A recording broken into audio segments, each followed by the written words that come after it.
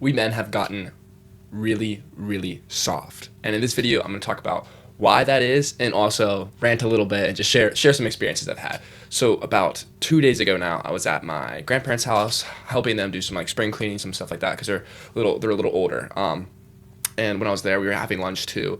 And my grandpa out of nowhere, he's like, you know what? I was just thinking, when I was your age at this time, I was stationed in Germany, and I'm just like, wow. And to be fair, this was for the Vietnam War, so he wasn't like in a war zone. He was like part of the Air Force. For some reason, they went to Germany. I don't know the history for some reason there, but still, he was deployed when he was 18, my own age. And what have I done? I've applied for colleges, and I work out. Like the level of difference is just huge from where we've gone to, honestly. And just thinking about why is that? Why has you see all the time on the internet, especially all these like masculine pages, like hard times create strong men create good times create weak men create bad hard times or something like that. So there's all that thing. You're just like, but why does this happen? Like why?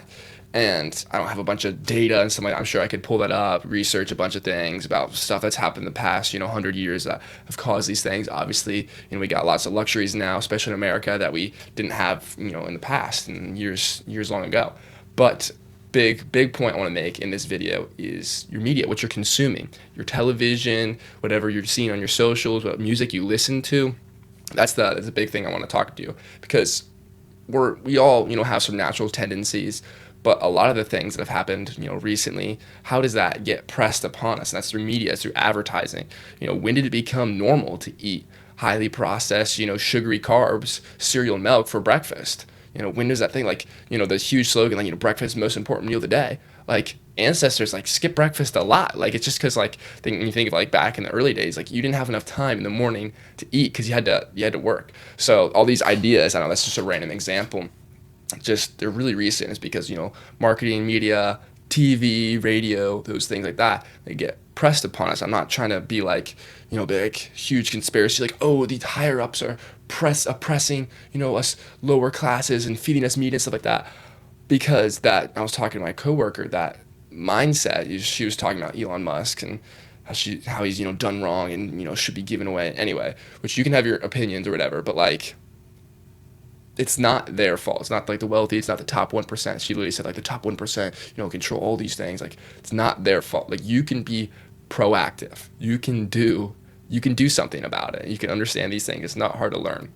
So just when thinking about that, and had a couple thoughts, just how grateful I am for being the upbringing I've had, where I've been slightly sheltered from those things, or haven't been, pressed upon me from a young age. And I know I just said, I'm not getting pressed upon, but you do get influence, from your parents a lot by, these medias and things that make you soft, especially as a guy, makes it okay. And you think of all the TV shows, like the guy is just like a dumb buffoon bumbling around. It's all like the ladies gotta, take more charge. The ladies are the ones who have the balls in the relationship. And it's honestly funny how switched it is from what it's supposed to be, and how I can understand why it's funny in media and is acceptable, but you got to be careful what you watch, what you're listening to, the music, anything, honestly. So just thinking about that made me grateful for the upbringing I've had, and just thinking about how soft I've got. I'm not trying to be like, men are so soft these days, those men out there, they're weak. I've done some work on myself, but I'm not immune either. I've made mistakes. There's definitely times where I feel soft, where I'm lazy, I don't do things. Sometimes I just put myself in situations that make it really, really hard for me, and sometimes I mess up. But I'm just trying to think of why that is, instead of just throwing out random things like good times create soft men. Just like, what does that even mean? I had a couple thoughts about that. And one of the reasons why I guess men are softer is because we try to be more emotionally in tune with ourselves. It sounds, great, you should be in tune with your emotions. And I joke, I'm in tune with my feminine side, my emotional side.